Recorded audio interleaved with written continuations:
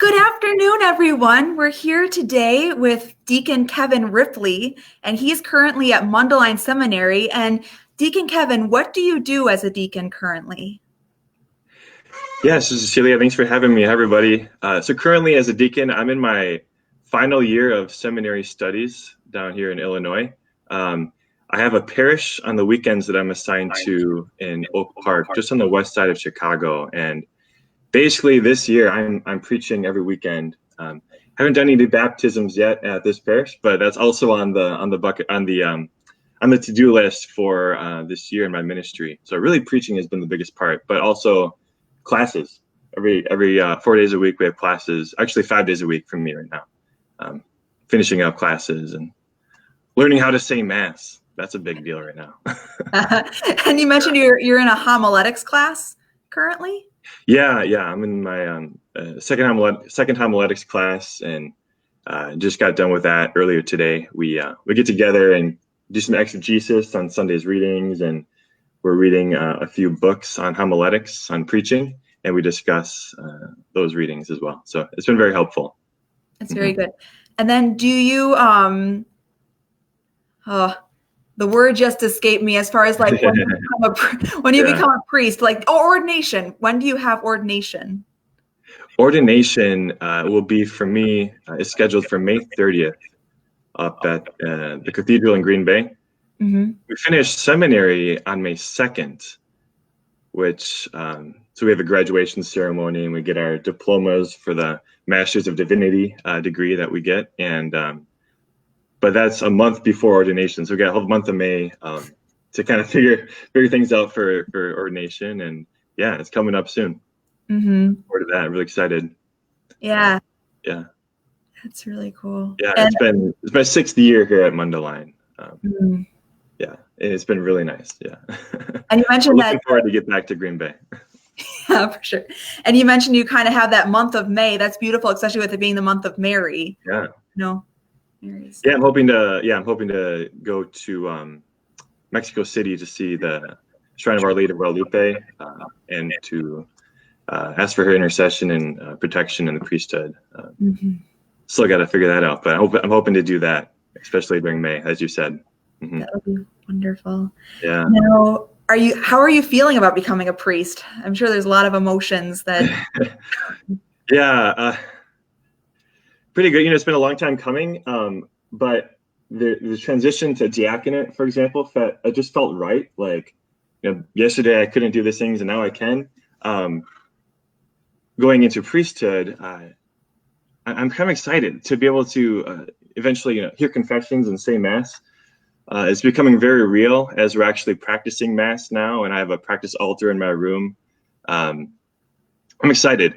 I'm a little nervous, of course. Like, it's a big responsibility to hold, to consecrate the Eucharist and to be invited in people's lives in such a intimate level in the confessional. But I know that the Holy Spirit will be there, and the Lord is there who is really doing most of the work, right? And so that's exciting. It's very comforting to know that. Never fully going to be ready, right? But that's how God comes into our lives in our weakness, and He brings the power. So it's pretty exciting. Yeah. That's wonderful. Yeah. Now, I'm sure this is, as you mentioned, been quite a journey. When did you first start thinking about becoming a priest? How was that? Yeah, I thought about it just a tiny bit when I was younger. And over time in middle school, high school, that really faded a lot. I really was more interested in engineering. I was in a youth group in high school, which we were going on retreats and stuff, and it was very, very helpful for my faith. And I knew that I wanted to continue that faith in college. I went to UW-Madison to study mechanical engineering. There is where my faith then really took off. I had that foundation from my youth, but my faith really took off as we had to make decisions in life, and really good examples with the priests. I had great examples of priests my whole life, but it was just this very focused community, intentional community in the Newman Center in Madison that really, really helped my faith launch and really take off and take it for my own. And it was there that amidst dating and amidst everything that college offers, like the still small voice of the Lord started to really kind of speak to my heart. Like, Kevin, you're going to be, I'm calling you to be a priest. Just looking back on how the Lord had prepared me for that vocation, and to through the voices of many people inviting me to consider it, and through some mentors of mine in college, it really became the clear thing for me, the clear step that God was inviting me to apply to seminary and to be a priest. God willing, we're really close now, but to be a priest and to give His mercy and all the love and mercy I experienced from God in college, it was really a call to extend that in this particular way of the priesthood to others.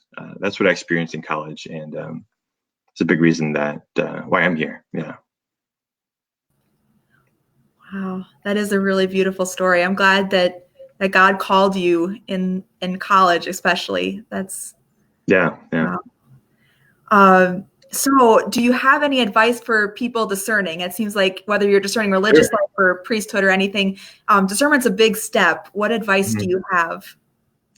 Yeah, I would say one big thing is offer yourself to God and give the question over to God. I mean what I mean to say is asking God the question, Lord, what do you want from me in my life? What is your plan for me? That was a big turning point for me in discernment, and also not to do it alone. A big step for me was to voice that desire, voice what was going on in my heart around, gosh, I think I might be called to be a priest. Actually telling that to somebody trustworthy in their religious life, maybe a vocation director or a good friend or a trustworthy family member, because the enemy wants that to remain quiet so he can stifle it and discourage us. So just to do it with somebody, with others, is a huge thing, I believe. That is very good advice. You're right. Yeah, it is. It kind of, because it is such an overwhelming thing when you realize, oh, I might be being called. So to be able to share that, to be able to kind of voice that out and hear what other people have to say and get advice and have people walk with you so you're not alone. That's incredible. Yeah. Well, thank you so much, Deacon Kevin. This has been a You're wonderful. welcome. Yes. Yeah. Pleasure meeting you and talking with you all, and may God bless you.